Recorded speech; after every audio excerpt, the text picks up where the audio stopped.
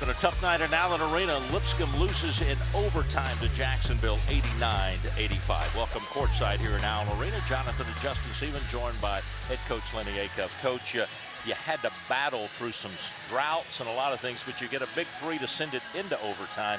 But then Jacksonville came out just shooting away again in overtime. Yeah, you know, you got to tip your hat to them. I mean, they were fantastic. I mean, we were just kind of hanging on for dear life most of the game, and they just made play after play after play after play. You know, talking to their coach before the game, I thought they were really good defensively, and he said he thought so too. He said, but they hadn't made a shot since Christmas. Well, they did tonight. You know, they make 10 threes. They shoot 50% from the floor and 44 from three. I was really, really proud of our guys for their effort and their fight. It was great tonight. I just feel when we lost at NJIT a week ago today, I was disappointed in our effort. Today, I was disappointed for them. It wasn't our effort. It just they played a little bit better than we did. And the game really got sideways in overtime. You know, I felt like when we made the three, Buck made a big-time three, and I thought, you know, this is going to be our defining moment. They go score like the first 8 points of this overtime. It usually doesn't go that way, but, you know, tip your hat to them, and we weren't able to get stops. I thought one of the things that made this game so difficult was just their physicality. I mean, not just on the defensive end, offensively, they drive the ball hard. They make it hard one-on-one defending, and when they're knocking down shots, they're really tough to beat. They were really good tonight. Obviously Liberty's awfully good. They were as good as anybody we played in the league tonight. I mean, they were fantastic, and they play really hard. And obviously the big kid, Bell, causes real problems for you around the go. I mean, he's as big and physical as anybody we've played at Auburn, Xavier, Duquesne. It doesn't matter wherever we've been. He was a real problem around the goal. And but I thought Hassan was better late in the game of taking his time and getting a little deeper. You know, and we fought like crazy. At the end of the day, we just made too many mistakes.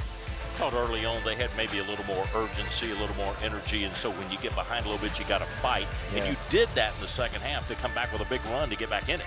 We did, and I was really proud of our guys, but we can never get the lead. I mean, it's like we get it to one, and they go make a tough shot. We cut it back to one. They'd make a tough three. And they made plays all night long, and that's a real credit to them. And you know what? I mean, we did too. I mean, we both scored a lot of points. I was at 75 up at the end of regulation, but they scored 14 in overtime in 5 minutes. I mean, that's just, you can't do that. And you know, we're in a deal, and it just happens sometimes in basketball. And we got to be better defensively.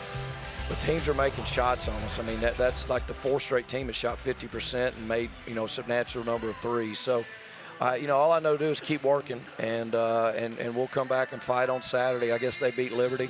Is that right? Yeah. Yeah, they did. They got a win over Liberty, so they're going to come here pretty high. You know, they're going to launch threes from all over this gym, probably. Yeah, lead the country in three-pointers taken and made.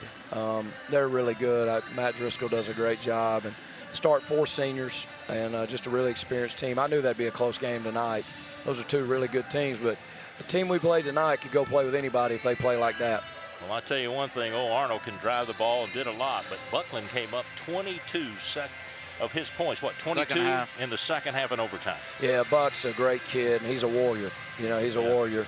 Going to Foxhole with him any day. And, you know, and he did that. He stepped up and made some, even right down to the end, almost gets a 4-point play. And, you know, we didn't quit, and that's been our deal all year. We haven't quit. You know, I told him, I said, they're so bad, I wish I could give them a break.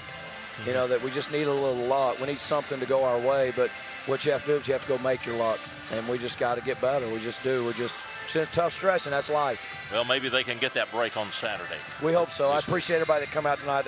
We had a good crowd, and there was a lot of energy, and they really helped us late in the game. Let's take a look at their schedule coming up. Doesn't stop. We got A-Sun doubleheader Saturday. North Florida will be in here, 4 o'clock start for the Bisons. Then Stetson will be here on February the 1st, and then down to Florence, take on North Alabama on the 6th, Kennesaw State on the 8th, and then back home, Liberty will be in here on the 13th. Tough night tonight in overtime. Bisons lose to Jacksonville, 89-85. Keep up with everything happening with Lipscomb Sports at lipscombsports.com.